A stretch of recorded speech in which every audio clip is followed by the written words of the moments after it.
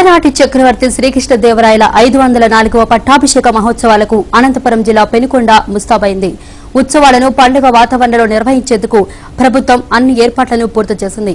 ఇక పెనుకొండను పర్యాటక ప్రదేశంగా అభివృద్ధి చేయాలని స్థానికులు కోరుతున్నారు.